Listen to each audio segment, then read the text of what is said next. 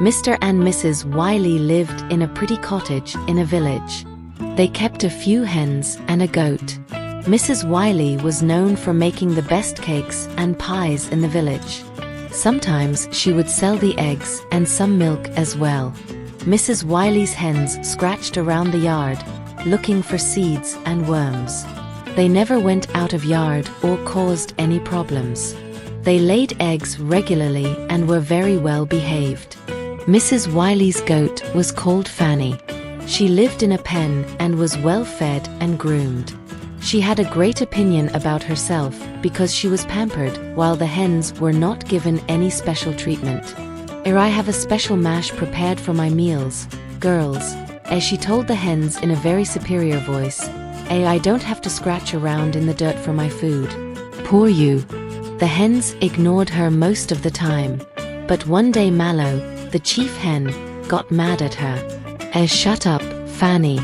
You are kept in a pen, but we are left free to wander about because Mrs. Wiley knows we are dependable. Whereas you would wander around and get into trouble. Now this upset Fanny. Those silly hens think I am kept locked up, she thought. I'll show them.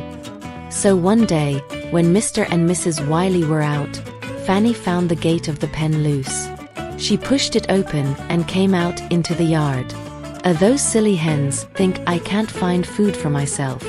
I'm sure I can find lots of things here, decided Fanny. She sniffed the air and then looked around. Grass, she thought, and began to nibble the grass in the lawn that was Mr. Wiley's pride. Then Fanny saw the colorful flowers in the flower beds and chewed them up. Very tasty. I wonder why Mrs. Wiley does not give me this.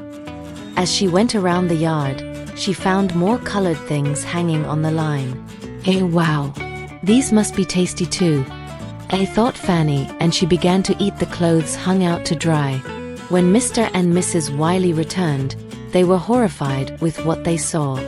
My garden, yelled Mr. Wiley. The clothes, yelled Mrs. Wiley. They are gone. Then she saw Fanny happily eating the last shred of Mr. Wiley's shirt. Oh dear. Mr. Wiley, it's Fanny. She has eaten everything. Then Fanny was pushed right back into her pen, and now she was never let out.